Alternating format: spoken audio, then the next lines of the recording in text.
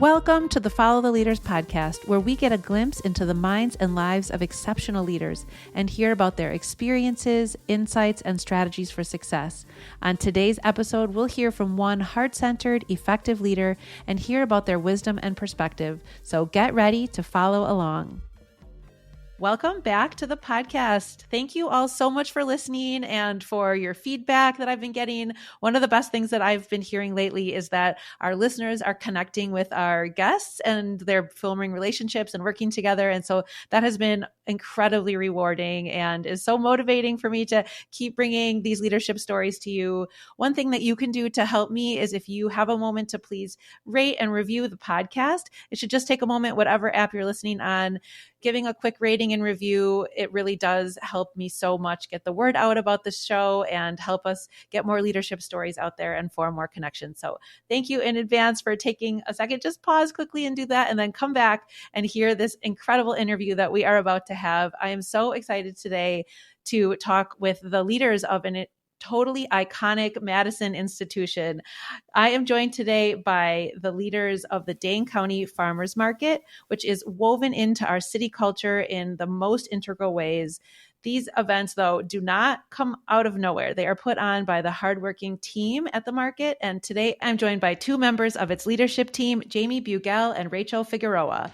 Jamie Bugel is the market manager for the Dane County Farmers Market. She took on this role after working for the Wisconsin Department of Natural Resources and getting her master's in agroecology and sustainable agriculture from the University of Wisconsin-Madison. And Rachel Figueroa is the assistant market manager of the Dane County Farmers Market. She earned her BS in environmental science and worked as a researcher breeding potatoes at the University of Minnesota. Congratulations on all of your success and impact, Jamie and Rachel, and welcome to the podcast. Yeah, thank you. Thank you. So I would love if you two could paint the picture for listeners of what the farmers market is. What is the scale and the impact? And then I have to ask that you also mention the vibe, because it is such a part of Madison's lifestyle and the culture here. So fill us in, let listeners know, paint the picture.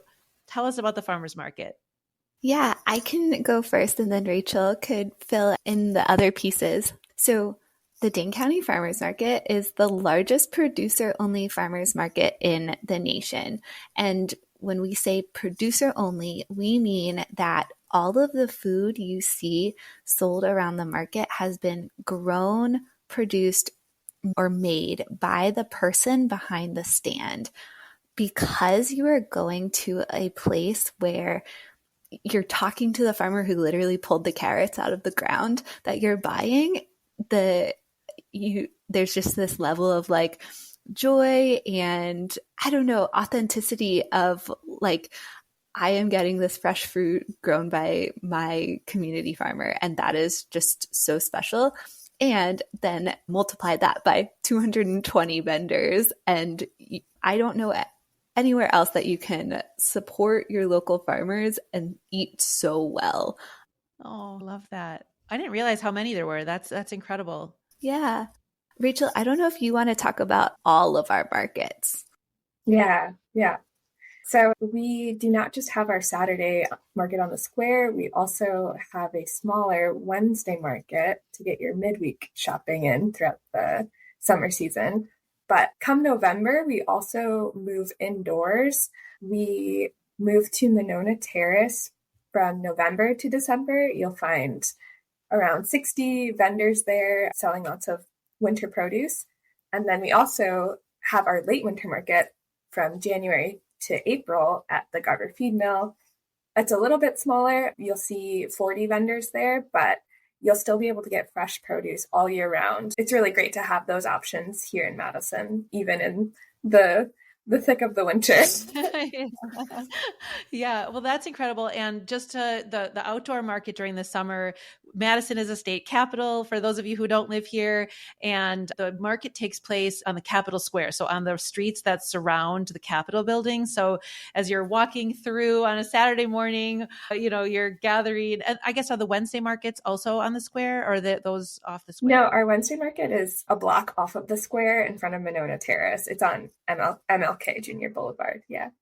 Okay, so they all take place right in the heart of downtown. And on Saturday mornings, you are walking around this beautiful Capitol building, and there's white tents set up everywhere, and the vibe is so high, and the streets are packed. I mean, always packed. And there's, I guess, yeah, like, could you fill us in on what are some of the range of things that are sold at the market for someone who hasn't made it there yet?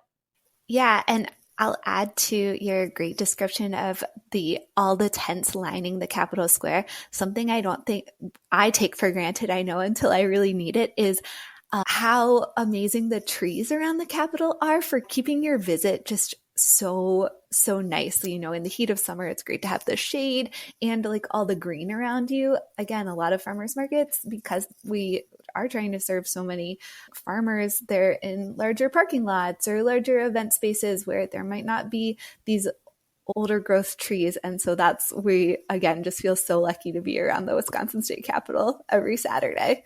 Yeah. Yeah.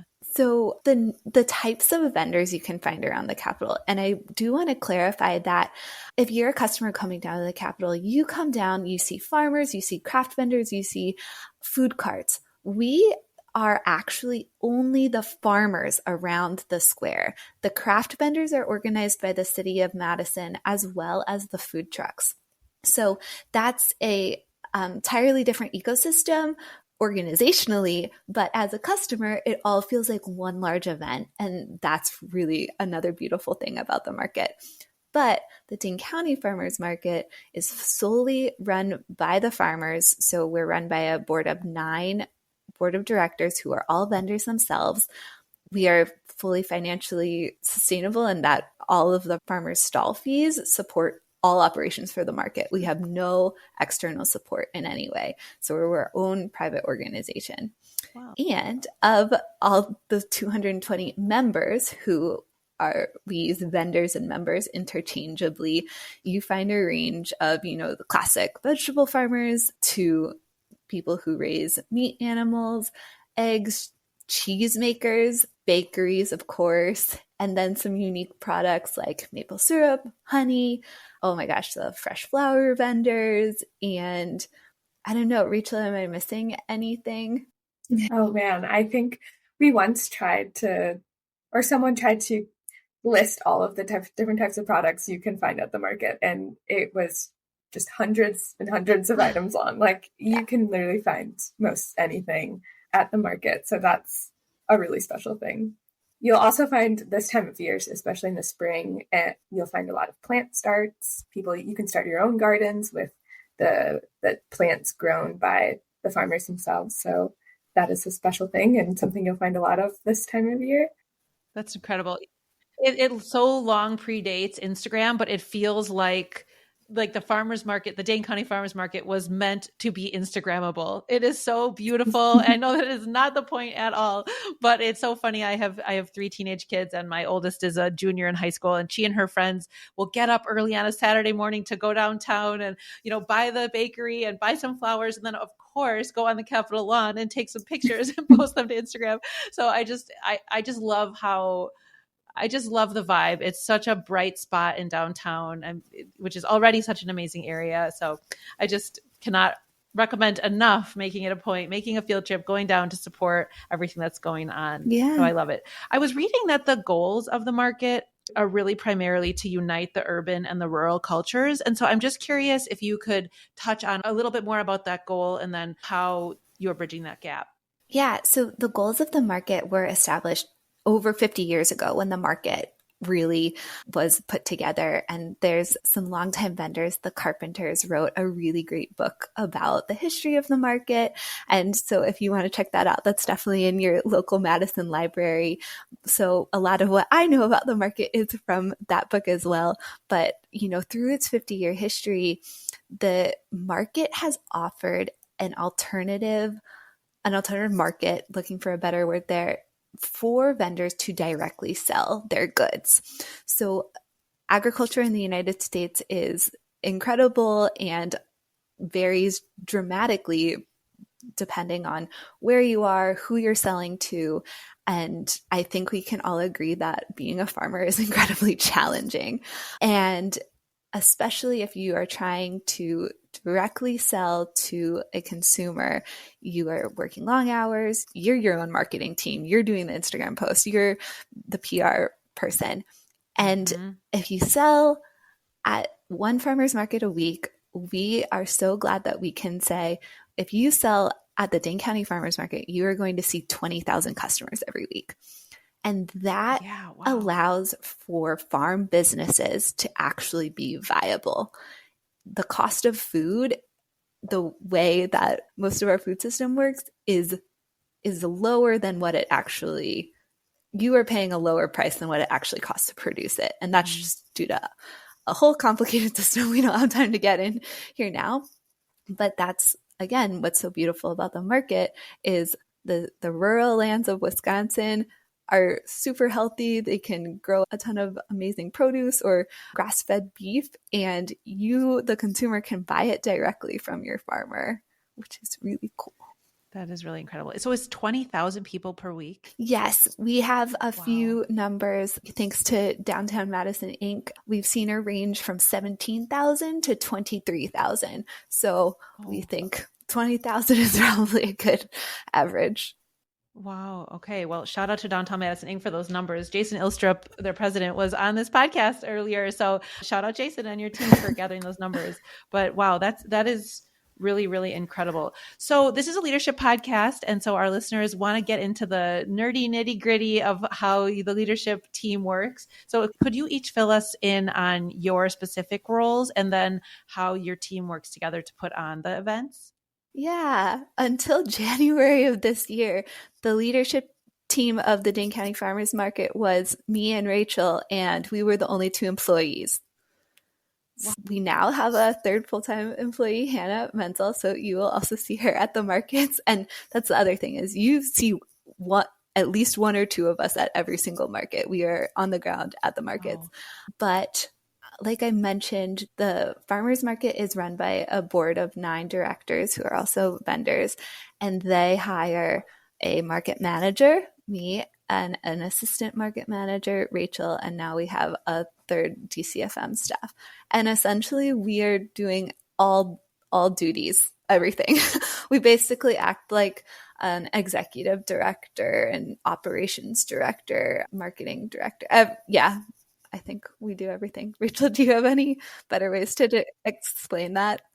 Yeah, we wear all of the hats, kind of split up between the 3 of us now. So yeah, we're the marketing people, we're the designers of our marketing materials, we are the communicators to all of our members and our patrons. So each day looks very different from the next. I think that's something I always want to tell people is like, when you email our email, it seems like a generic email, but I'm like, all 3 of us are getting it and all 3 of us can answer it very easily. So, if you ask like where a vendor is on the square, all of us know.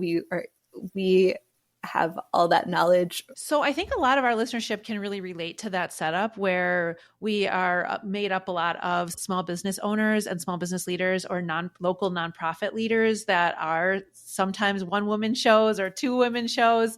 And so I'm curious, like when you both stepped into your roles, were these systems in place for who does what? Or is this something that you two together over the time you've been working together, figured out, okay, how are we going to execute this and how are we going to grow this in the way that needs to be done in the 2020s, because that's different than it was before.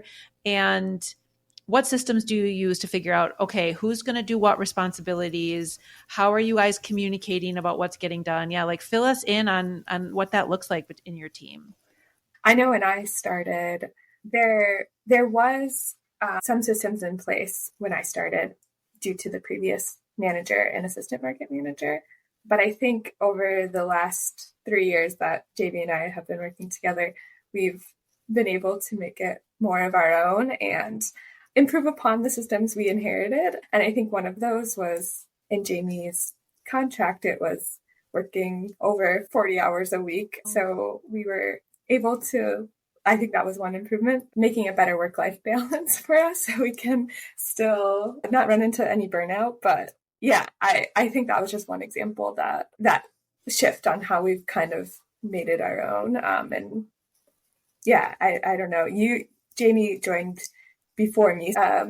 There's definitely a large learning curve when joining the market. So it's taken a couple years to get the ball rolling on some projects. But yeah.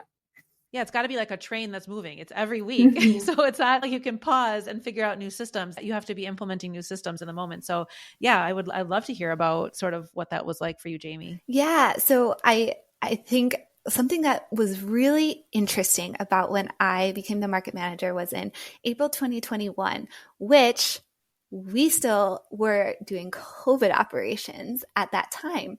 So all these systems that the previous market managers had put in place, which have set us up for success so well, kind of got pushed to the wayside because they had to invent totally new systems for all of our COVID operations. So I was only working with the COVID operation times for a couple months before we moved back to the square. And then it was a blessing, actually. I could see what had worked in the past and what wasn't going to work in the future and be like, hey, COVID showed us this doesn't work. We shouldn't do this. Or COVID showed us that we can require communication by email. We don't have to mail everything out anymore, snail mail. So it's kind of those things that we, with a over 50-year organization that, was really set in stone and worked great, but maybe was, costing a little bit more money. We can say, look, we got to go to emails, and COVID had really helped put that in place a little bit.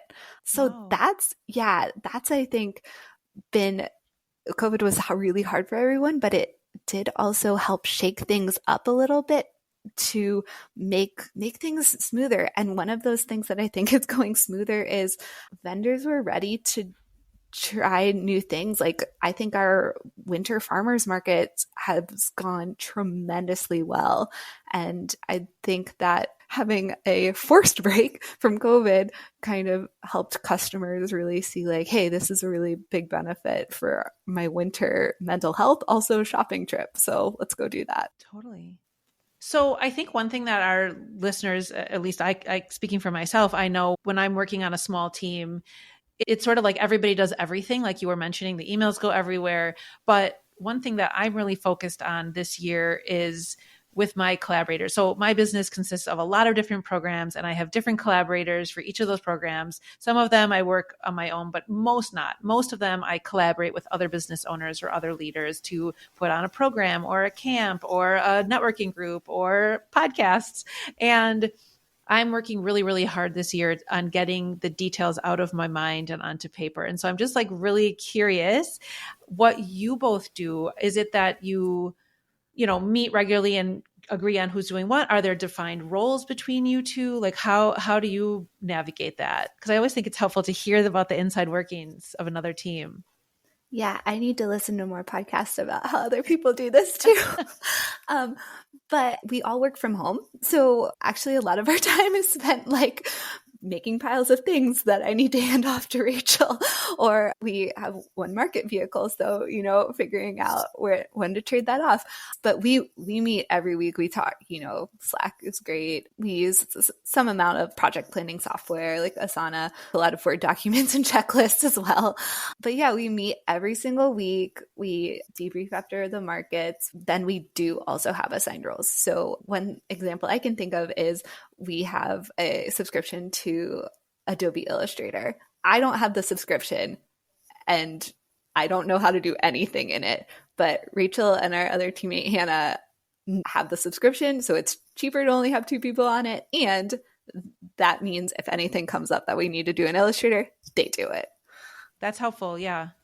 Are there other examples of things that are like very clearly in one camp or the other? Like, how do you divide it up? Or is it truly like all hands on deck for all of the things?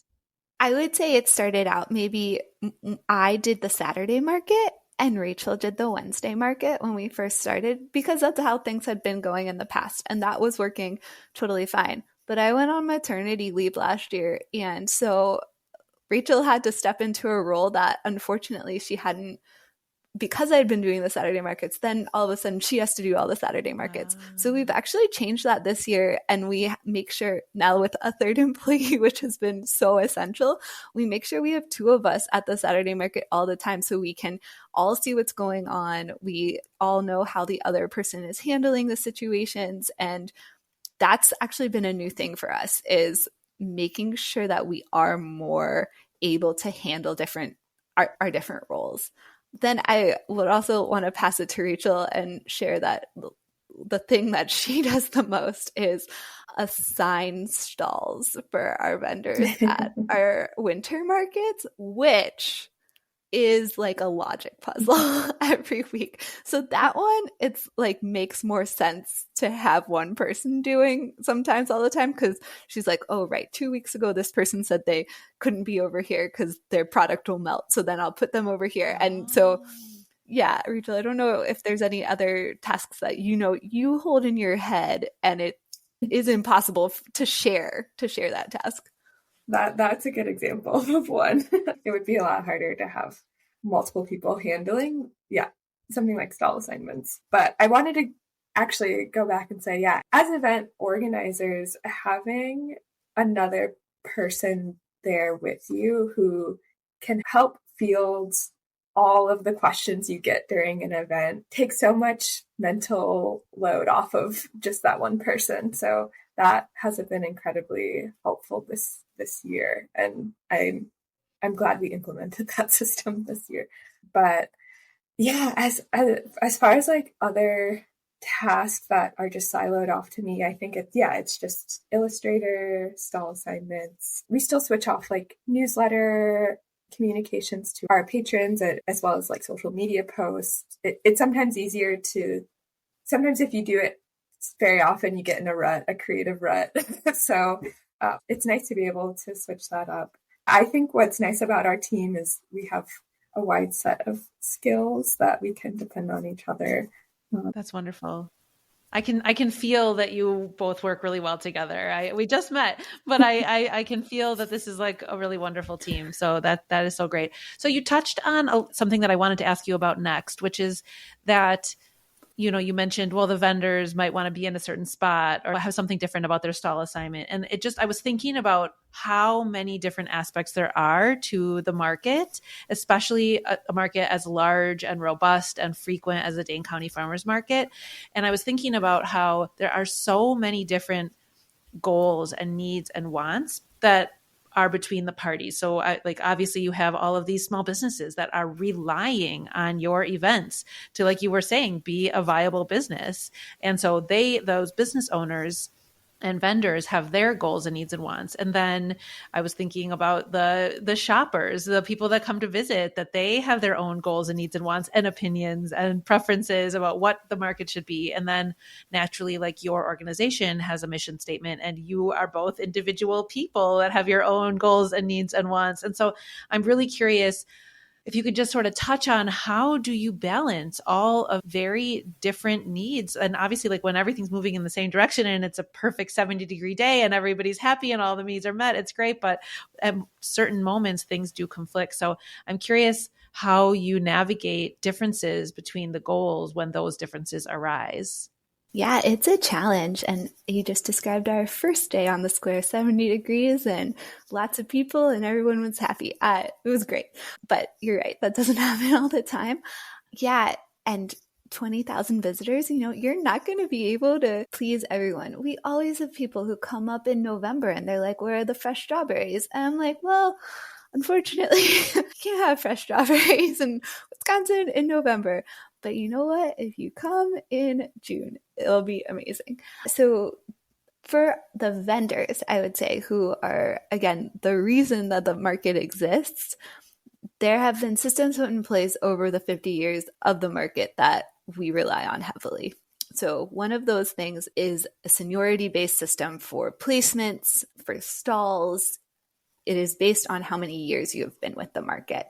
So that's why sometimes when you go to the market, you see some people in the same place every week and you see other people not quite in the same place, but we always make sure they're on the same corner of the square. So you never have to go too far. The other thing, we again luck out with the Capitol Square being a perfect square. I, again, don't know any other farmers markets where you can say like, hey, this is near the entrance, this is near the exit. Like there are no bad spots on the square. So that's number one. We are, again, just lucky. But that seniority system really helps with balance. I don't know if you knew this, but farmers used to come and sleep on the square overnight to get in line to get their spot, which is wild. They're already waking up at like, 1 a.m. to get to the square in time. But like, I can't imagine sleeping the night before too. So we have, this complicated system of permanent stalls called season stalls and daily stalls, which you get your stall the night before. But the one benefit of our market, or there's many benefits, we never turn you away. One, we never ask if you're going to come to the market. If you are a member of the market, you come and you can get a spot. It might not be as big as you want, but it will be a spot. And I think that's one thing about the market that makes it super equitable is if you are a member, you can come as much as you want. You will get a spot. Wow. The other thing is we do have a wait list for our market. And we invite people off the wait list basically after we see how much room we have on the square, because we never want to have like a blackout period, which they had to institute in the past, when they're sleeping on the square. So we don't want to have that. We want you to know if you are a member, you can come every Saturday. So because of that, we have this wait list where we just invite numbers off. We never curate the types of vendors who are going to be on the square. Interesting. If you are a vendor who has products that are allowable under our rules, which again, our rules are strict, you can vend or you can be a part of the market. And I also think that's incredibly equitable. And I don't know any other farmers markets that are able to do that. So well. Wow, that's really interesting. So what I'm hearing is that you know what your priority is, which is to support the farmers, and then you create rules that you are strict with to make sure that your top priorities are met. And so then I guess when other needs are voiced or opinions are voiced or goals are requested, that it's really easy to say like, okay, here's our triage list of priorities and how does it match up with that? Is that right? That is like super well put. I wish I could say it that clearly. Yeah. Rachel, do you have any other examples? Yeah.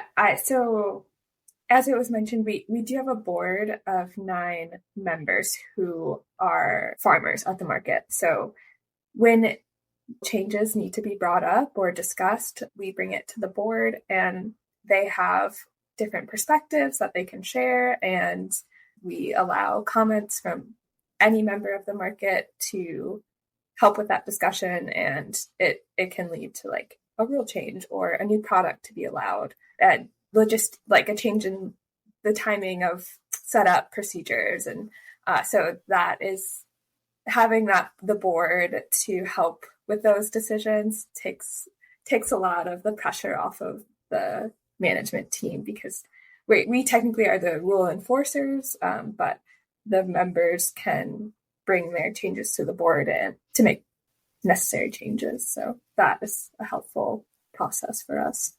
Yeah, all the rules are usually brought forward by the members. The only ones we propose are usually, logistical or, something like that. But yeah, we try to make all DCFM processes as transparent as possible, and every single member gets to be a part of that. There's nothing that anyone's like blocked out of.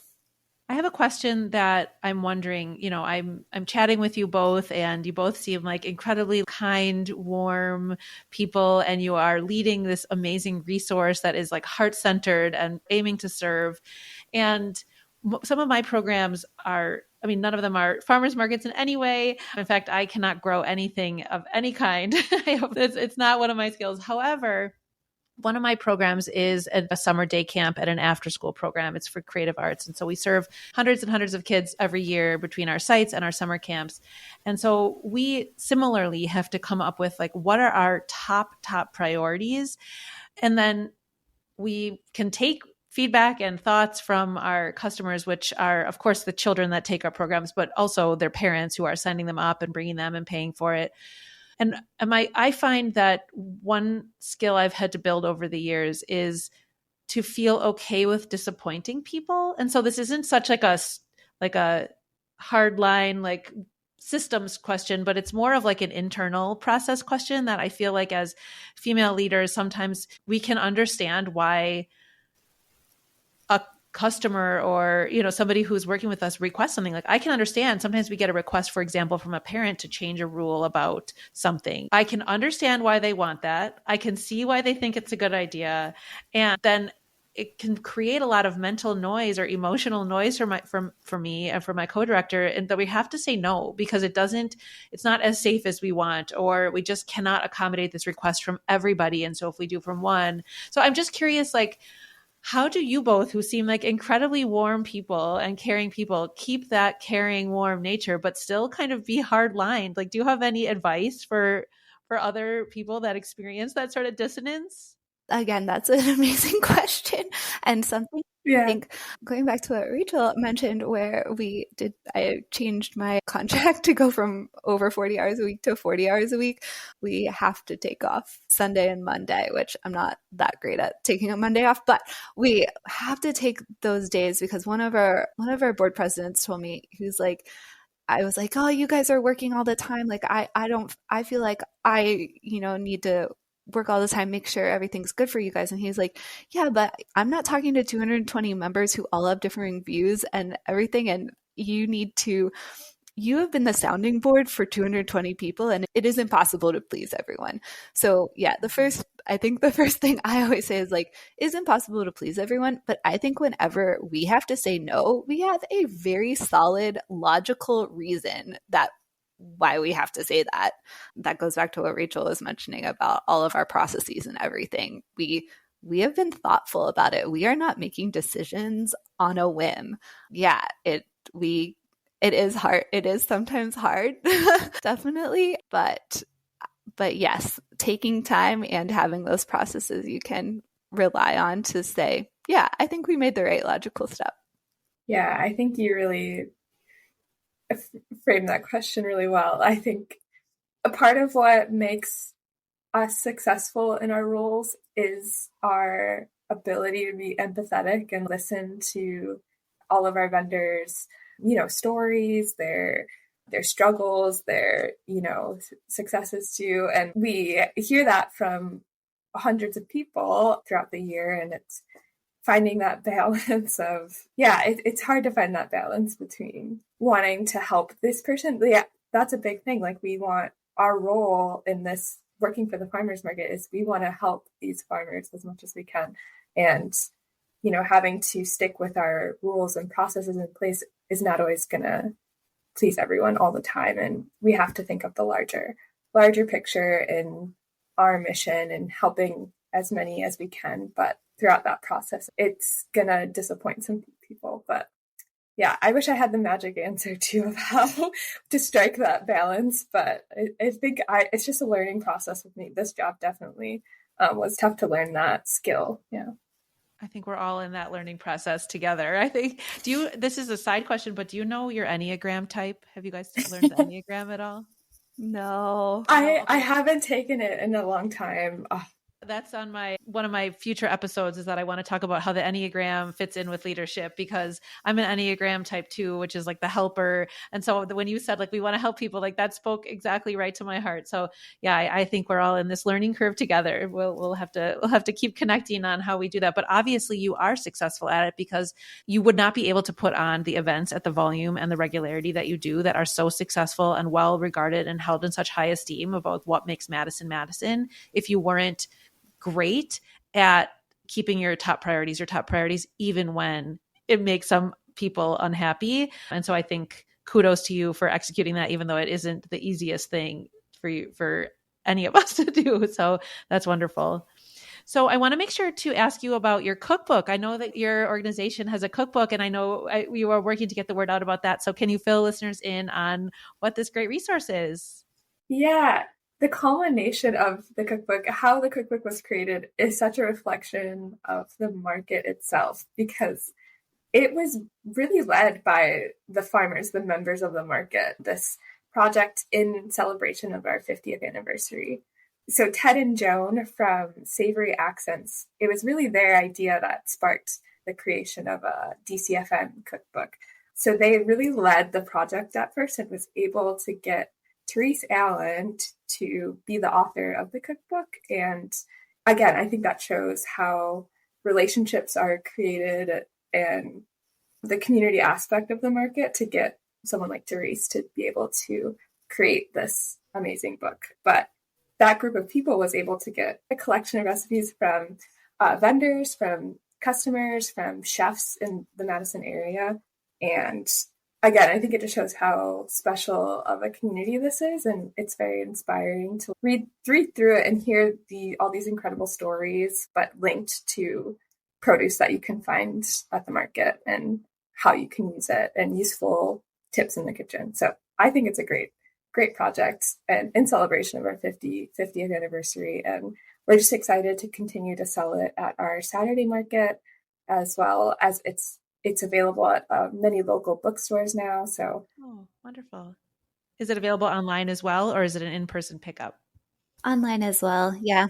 Amazon and direct from the publisher.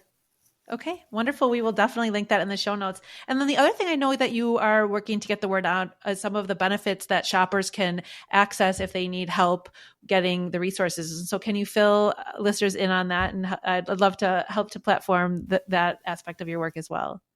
Yeah, so if you qualify for SNAP benefits, so it used to be called food stamps, you can use your EBT card at the farmers market, which I don't think everyone knows. The quirk is you do not use it directly with all of the vendors. You have to come to our information booth, which is always a bright green booth at any of our markets. And you swipe your card and we give you market dollars to spend on any SNAP eligible item, which at the market is anything you can eat, basically, and bring home. So the only thing that doesn't work is, hot apple cider that you're drinking right at the market or flowers.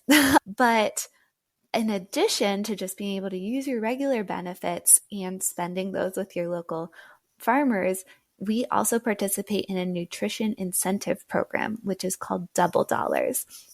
And Double Dollars is a separately funded Dane County project where if you take $20 off of your SNAP card, we automatically just give you $20 to spend. So you automatically get $40 to spend on fruits and vegetables. The co-op, Willie Street Co-op, participates in this during the winter months. And then 8 farmers markets in the Dane County area all participate in this from June to October. So definitely, it's a great way to get more bang for your buck during the high growing season. Awesome. Thank you for sharing about that. So Rachel and Jamie, I have one last question for each of you. And this is something that I ask at the end of each episode is if you had a day off, like completely off, where you couldn't accomplish anything, no lists, nothing for the market, nothing productive at home, you just had to take a day completely off. What is one activity that each of you would do and one place that you would go to get something to eat? So Jamie, why don't you go first and answer that, and then we'll ask Rachel. So I feel very lucky. I think I've curated my life around what my ideal Saturday when I would not be working at the farmers market is. I would walk to Cafe Domestique and get a coffee with my daughter and put her in a little carrier because it's too small in there to actually bring the stroller in, and then get a snack at Batch Bakehouse right next door. That would be ideal. Okay, amazing. That's incredible. With the weather we're having soon, I hope that you do get that very soon. Yeah. And what about you, Rachel? What would you do on this day off? Yeah, I feel similarly with it's hard to stay away from farmers markets, especially on nice weekend days. But on a day off, I would definitely take my bike around the Lake Loop, Lake Monona. That is my favorite ride. And stop again. Yeah, get a coffee, Cafe Domestique, maybe Ancora, maybe Ledger. Those are my top 3 so far. And sit on a patio somewhere and ride my bike around Madison. It's a beautiful place to ride bikes. So I love it. All right. Well, I will be wishing that day for both of you very soon. Thank you both so much for joining me. You both are inspirations, and thank you for all of the work that you're doing to support Madison, support the vendors, support our shoppers that we have here, and just be such incredible humans and leaders. And thank you for giving us a peek behind the curtain of your leadership team. If listeners want to reach out to you and learn more about you or the market or connect with you and with resources or questions, how can they do that? Yeah, we recommend just basic market email. Like we mentioned, we all see it. So it's just info at dcfm.org. So info at dcfm.org. And of course, follow our Instagram and Facebook, because any post you see done by us, it is an accurate reflection of what is at the market that day. We are sending you photos of what you will see that day. So definitely follow us there. Awesome. We will link everything in the show notes. Thank you both again for joining me. I absolutely loved talking with you. I hope this is just the beginning of our connection and that we find ways to stay involved with each other going forward. Thank you to all the listeners. We will be back next time with another inspiring interview. Follow the Leaders is produced by Lit Path Studios, and music is by Shane Ivers. You can hear more about this show and all the other podcasts at Lit Path Studios by going to www.litpathstudios.com.